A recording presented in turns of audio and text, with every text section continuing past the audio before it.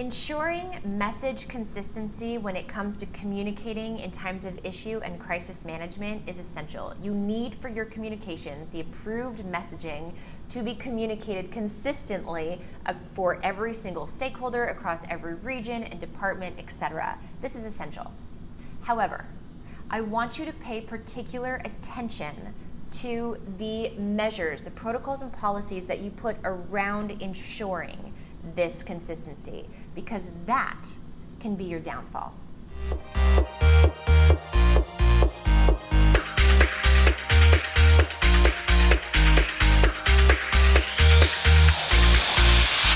I recently gave a guest lecture, and at the end of the lecture, a student raised her hand and said that she works for one of the biggest brands in mobile technology. She works as a sales representative at one of their storefront locations. She said that this location in particular is very, very prone to grabbing runs. So people come in, they grab merchandise, and they run out.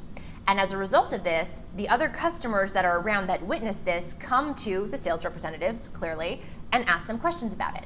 And it happens so often that the company has issued a protocol that says you are not to answer their questions. You are to send them to the corporate website, to this webpage that has a Q&A for them to answer their questions. And she raised her hand and she said, everything that you've just shared with us about crisis readiness and putting people first and all of these wonderful things, validating emotions, doesn't align with what we're supposed to do when these customers come to us feeling concerned and a little bit scared, and we're just kind of sending them, shooing them off to a website. Her big question was, what do I do about that?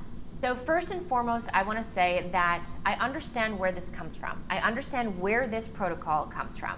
It comes from leadership who says, we have thousands upon thousands upon thousands of employees on our front lines in each one of our store locations, many of whom are students who are part-time and seasonal.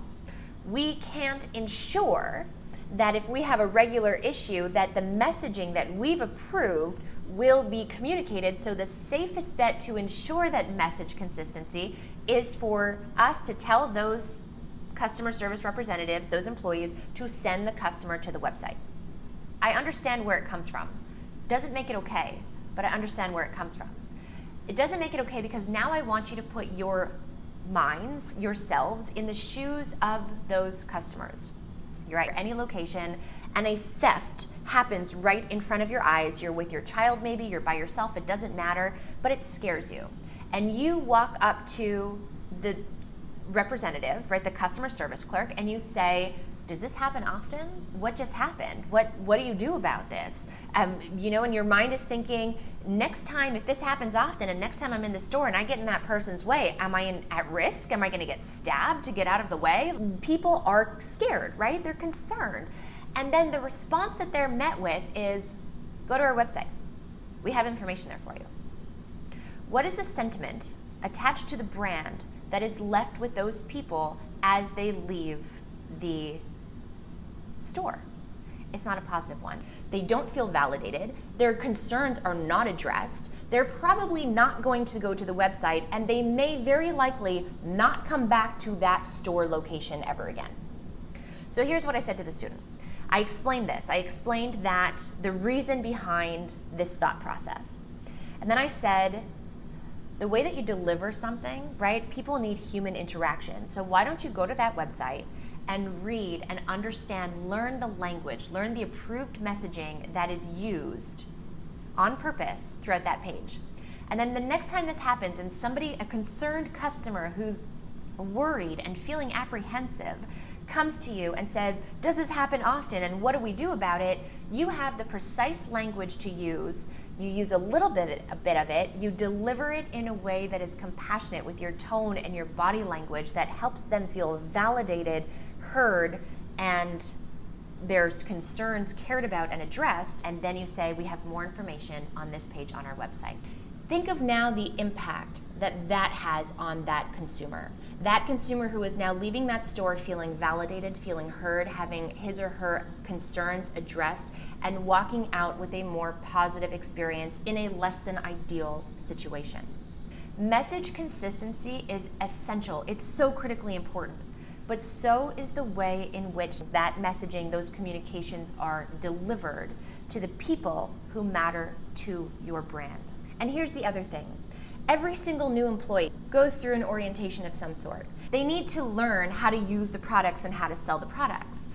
Why is issue management and these types of protocols and education not a part of that orientation? I understand where the thinking comes from, I understand where the intent comes from, but that doesn't make it good enough. When you are looking at your message consistency or your messaging in times of issue and crisis management, it is so important that that messaging connect on a human and compassionate level that validates the emotion of the stakeholder for which they are intended. Sending somebody robotically to a website when they are concerned for their safety is not good enough. It does a disjustice, it does a disservice to that human. Pay attention to all aspects of the why behind what you're doing. Put yourself in your different stakeholder group shoes and ask yourself, how would I receive this? How would this make me feel? What questions would I have? How can we look at every dynamic, every aspect of this goal of message consistency and delivering it in a way that increases the trust and credibility that you share with those who matter most to your business? That is the whole point of crisis readiness, right? When something bad happens, whatever it be, issue straight through to catastrophic crisis, where you come out of it and it's well managed, mitigate long-term impact on the brand, and also build that brand equity, build those connections, those relationships with those who matter most. For more information on what it means to be crisis ready, how to become crisis ready, and build out your brand's invincibility, go to melissaagnes.com and or pick up a copy of my book, Crisis Ready, Building an Invincible Brand in an Uncertain World, which gives you the entire roadmap for building out your brand's invincibility by becoming crisis ready.